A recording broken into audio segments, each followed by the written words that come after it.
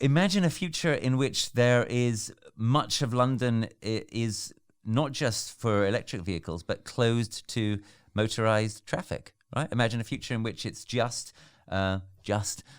bikes and people on foot and trams and so on and so forth. Possibly, I don't know, the odd horse and cart, right? Imagine how much quieter it would be. Imagine how much better the air would be, etc. This is the kind of positive future that we should be daring to imagine. Just a point on electric vehicles, by the way, they are in danger of being a false solution, right? Really? I'm afraid so. If all we do is replace the motor vehicles we've got with electric vehicles, we are not going to make it. If you try to have China with everyone having their own car, no, I agree and with it's that. all electric cars, but we're not going to make it. What we need to do is have a future where we've got probably a small number of electric vehicles that are shared, sort of carpooling, whatever.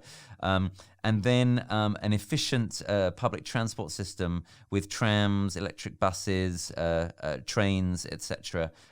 That's the kind of future that could work. But don't get dragged into thinking that electric vehicles by themselves, electric cars are going to be a solution. By themselves, I'm afraid they're not. So I'm going to push back now on a way, because I agree with that completely in sense of not everyone owning a car. So I did a video 8 years ago about the concept of ownership and how what people actually want is access to goods and services. Yes. So the example I give is like, if you live on a street where everyone has a lawn, everyone owns a lawnmower, but who actually needs to use their lawnmower every day? Absolutely. Could you all share one? Yes, but the reason that everyone owns one is for access. You want to know that it's available at any time. And because we're lonely, because we don't have enough community. That too as well. Yeah. And so I mentioned about automated cars, and so the future that I envisage, and I think it is a sort of a hybrid of what you were saying and what I'm about to lay out here, which is if you can imagine the service Uber, but it's automated cars, they're solar powered. It means you need less cars on the road. They're networks, they know the positioning of other cars. It will pick you up where you are to where you need to go and then pick up the next person. And so it's a form of efficiency, and they'd be safer because there'd be no human drivers. And 8 years ago, most of the comments on that video were like, but I like to drive. And I'm like, but a lot of people like to horse ride, but they go away. You know, you'll still be able to drive cars on racetracks and that. But I returned to that topic maybe 3-4 years ago. The comments were like a complete 180 of people going, yeah, I can believe that. And what I've realized is because the rate of change in technology and information that we're exposed to is on an exponential, we're being exposed to it on an exponential rate. We've created this this sort of paradigm where the general mentality of people is no longer a question of if but when.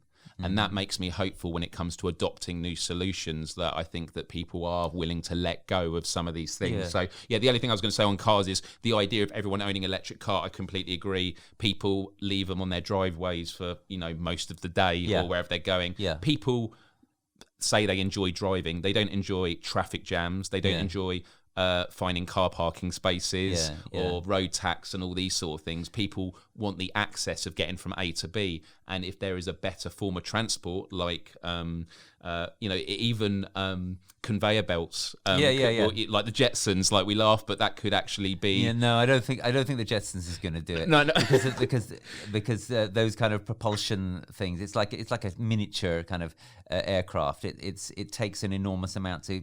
The lift off from the ground. Oh no, sorry, I meant literally the conveyor belt. All right, sorry, I thought you meant the jetpack. No, I forgot about that one. Yeah, no, definitely not that. No, I think the conveyor belt is possible. They'd be like escalators, right? Yeah. Escalators are quite efficient. I'm a bit of a fraud, by the way. I never watched the Jetsons. Right, but I don't think we're so far apart. Yeah. Just a couple of points. One, I think it's problematic to imagine this future as kind of a sort of kind of better version of Uber in as much as you're imagining people being individually in these cars. We need to get used to car sharing more. We need to think of energy as a precious public good. We need to think about road space as a precious public good. And we also need to look at the plus sides of sharing space. So there are cultures, we're not very good at this here in England on trains, but there are cultures where people actually enjoy taking journeys together. Yeah. We do a bit of this on the bus in this country, but in some other countries, buses and indeed trains and mini buses and so on are genuinely sort of communal enterprises. People sort of get to know each other. They kind of connect people and so on. So if we're imagining something like that, and we're imagining kind of these driverless cars, and sometimes there would be 2 people and sometimes 3 people. Yeah. Sometimes it would take slightly longer and be slightly less inconvenient, but that's the kind of thing we're going to have to be serious about facing up to. People if we're facing up to the crisis. People would be fine with that though, because if you're not driving it, you're not thinking of the route, you're getting on with other things. And it can be cheaper, of course, if you share it. And as I said, it could be more social.